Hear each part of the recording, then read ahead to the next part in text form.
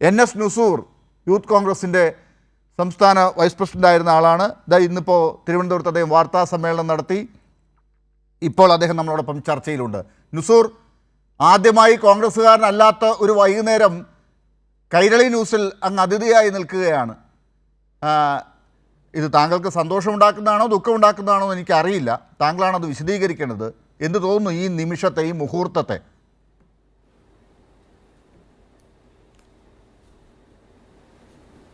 ഒരേ സമയം മാനസികമായ വിഷമം ഉണ്ട്, അതുപോലെ തന്നെ ഒരു സംതൃപ്തിയുമുണ്ട് എന്ന് വേണം പറയാൻ.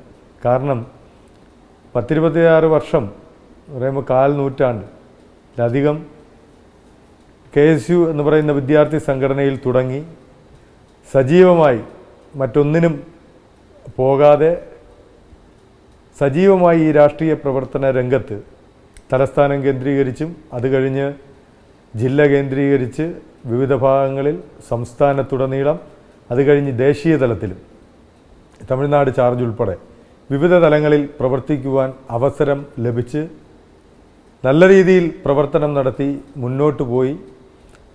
ഞാൻ രാവിലെ പത്രസമ്മേളനത്തിൽ പറഞ്ഞതുപോലെ KPCC ഓഫീസായിരുന്നാലും അതുപോലെ തന്നെ DCC ഓഫീസായിരുന്നാലും സ്വന്തം വീടിനേക്കാളും സുരക്ഷിതമായി നമുക്ക് കയറി ചെന്ന് ഇടപെടാൻ പറ്റുന്ന തരത്തിൽ, സുരക്ഷിതമെന്ന് ഉദ്ദേശിച്ചത് അത്രത്തോളം സ്വാതന്ത്ര്യത്തോടു കൂടി കയറി ചെന്ന് നമുക്ക് ഇടപെടാൻ പറ്റുന്ന തരത്തിൽ അത്രയും വർഷക്കാലം നല്ല രീതിയിൽ മുന്നോട്ട് പോയി.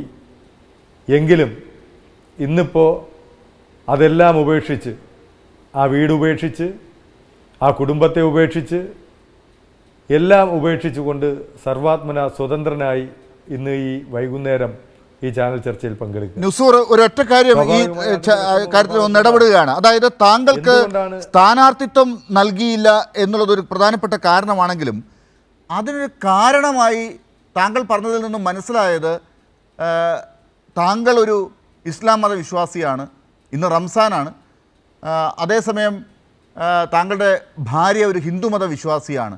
ഇങ്ങനെയുള്ള ഒരാൾ ജനങ്ങളിലേക്ക് എത്തിക്കഴിഞ്ഞാൽ രണ്ട് മതക്കാർക്കും കൺഫ്യൂഷനാവും, അത് വോട്ട് കുറയും എന്നൊരു കാരണമുണ്ടാക്കി പറഞ്ഞ്, ഇതിനേക്കാൾ മോശമുള്ള ആളുകൾ, ഇത് മോശമൊന്നുമല്ല, ഇതിനേക്കാൾ മോശമുള്ള ആളുകൾ പോലും മത്സരിക്കാൻ പട്ടികയിൽ വന്നിരിക്കുന്നതായി നമ്മൾ കാണുമ്പോൾ താങ്കളെ ഇതൊരു കാരണമായി പറഞ്ഞ് ചിന്തിക്കുന്നതിന് ഇടയാക്കിയത് എന്താണ്?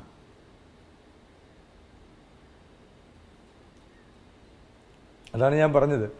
ഇത്രത്തോളം സ്വാതന്ത്ര്യത്തോടു കൂടി പെരുമാറിക്കൊണ്ട് രാഷ്ട്രീയത്തിൻ്റെ എല്ലാ വശങ്ങളും പഠിച്ച് മുന്നോട്ട് പോകുമ്പോഴും ഞാൻ ഒരിക്കലും പ്രതീക്ഷിച്ചിരുന്നില്ല നമ്മുടെ നേതൃത്വത്തിൻ്റെ ഭാഗത്ത് നിന്ന് ഇത്തരത്തിലൊരു സമീപനത്തോടു കൂടി വർഷങ്ങളോളം അവർ കാത്തിരുന്ന് കണ്ടുപിടിക്കുന്ന കാരണം പിൽക്കാലത്ത് ഇതായി മാറുമെന്നുള്ളത് ഞാൻ കണ്ടിരുന്നില്ല.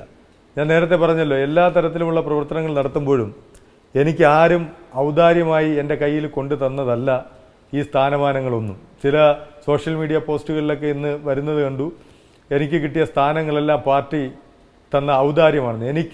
ഞാൻ ഇപ്പോഴും ഈ കൈരളി ചാനലിൽ ഇരുന്നു കൊണ്ട് ഞാൻ അഭിമാനത്തോടു കൂടി പറയുന്നു, ഞാൻ ഈ പാർട്ടിയിൽ വന്നതിന് ശേഷം വരുമ്പോഴും ഞാൻ ഒന്നും കൊണ്ടുവന്നില്ല. എൻ്റെ ജീവിതത്തിൻ്റെ പരിപൂർണ ഈ 26 വർഷം എൻ്റെ ജീവിതം സമർപ്പിച്ചു.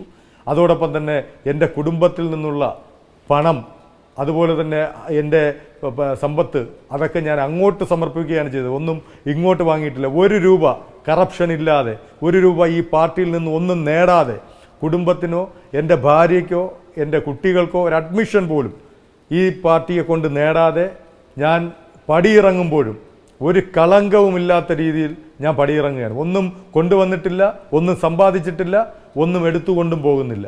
ആ തരത്തിലാണ് ഞാൻ പടിയിറങ്ങിയിട്ടുള്ളത്. നിങ്ങൾ ചോദിച്ച ചോദ്യം, എനിക്ക് സീറ്റ് കിട്ടാത്തതിൽ, ഒരു സീറ്റ് കിട്ടിയില്ല എന്ന് വെച്ച് ലോകമിടിഞ്ഞു പോകുന്ന സംഭവമൊന്നുമില്ല. സീറ്റ് കിട്ടാത്തതിൽ ഒരു വിഷമവുമില്ല. പക്ഷെ അതിനുണ്ടാക്കിയ ആ റീസൺ എന്നെ ബോധ്യപ്പെടുത്തുന്ന കാര്യത്തിൽ അവരെന്നെ ബോധ്യപ്പെടുത്തിയത് എനിക്ക് ഞെട്ടലുളവാക്കുന്ന സംഭവമായിരുന്നു. എൻ്റെ വ്യക്തിത്വത്തെ ചോദ്യം ചെയ്യലായിരുന്നു. എൻ്റെ വ്യക്തിത്വമല്ല, കേരളത്തിലെ പൊതുസമൂഹത്തെ, കേരളത്തിലെ ഹൈന്ദവരെയും ഇസ്ലാം മത വിശ്വാസികളെയും തീവ്രവാദ സ്വഭാവമുള്ളവരായി അവർ കാണുന്നു എന്നുള്ള ഏറ്റവും വലിയ ഗുരുതരമായ, എനിക്ക് മാനസികമായ വിഷയമാണെങ്കിൽ അത് ഗുരുതരമായ വിഷയമായി പൊതുസമൂഹം കാണേണ്ട ഒരു ചോദ്യം അവർ എൻ്റെ മുന്നിലേക്ക് വെച്ചു. ഞാനൊരു കാര്യം ചോദിക്കട്ടെ, ഞാൻ പ്രണയവിവാഹത്തിലൂടെ എൻ്റെ ജീവിതം മുന്നോട്ട് കൊണ്ടുപോയതാണ്. എൻ്റെ ഭാര്യ അമ്പലത്തിൽ പോകുന്നതും സിന്ദൂരം ചാർത്തുന്നതും അത് എൻ്റെ വ്യക്തിപരമായ കാര്യം, എന്നെ ബാധിക്കാത്ത വിഷയം, എൻ്റെ സമൂഹത്തെ ബാധിക്കാത്ത വിഷയം, അതെങ്ങനെ എൻ്റെ പാർട്ടിയെ ബാധിക്കും? എങ്ങനെയാണ് ഈ പാർട്ടിയുടെ നേതാക്കൾ കണ്ടെത്തുന്നത്? ഇസ്ലാം മതവിശ്വാസത്തിൻ്റെ ഇസ്ലാം മതത്തിൽ വിശ്വസിക്കുന്നവരും ഹൈന്ദവ മതത്തിൽ വിശ്വസിക്കുന്നവരും വോട്ട് ചെയ്യില്ല എന്ന് എങ്ങനെയാണ് ഇവർ കണ്ടെത്തുന്നത്? അത് ഏത് റിപ്പോർട്ടിൻ്റെ അടിസ്ഥാനത്തിലാണ്? അപ്പോൾ സ്വാഭാവികമായും ഒരാളെ ഒഴിവാക്കണമെങ്കിൽ പറയേണ്ടിയിരുന്ന തത്വം അതായിരുന്നില്ല. ആ തത്വം അവർ പറഞ്ഞതോടുകൂടി എനിക്കൊരു കാര്യം മനസ്സിലായി. ഈ ഇന്ത്യ മഹാരാജ്യത്തെ ഏറ്റവും വലിയ വർഗീയ പാർട്ടി മറ്റൊരു പാർട്ടിയുമല്ല, അത് ഇന്ത്യൻ നാഷണൽ കോൺഗ്രസ് ആണ്. പണ്ട് പലരും പറഞ്ഞിട്ടുണ്ട്. പക്ഷെ അന്നൊക്കെ അതിനെ ഖണ്ഡിച്ചുകൊണ്ട് മാധ്യമങ്ങളിലൂടെയും അതുപോലെ തന്നെ പ്രസംഗവേദികളിലും പ്രസംഗിച്ച് നടന്നവനാണ് ഞാൻ.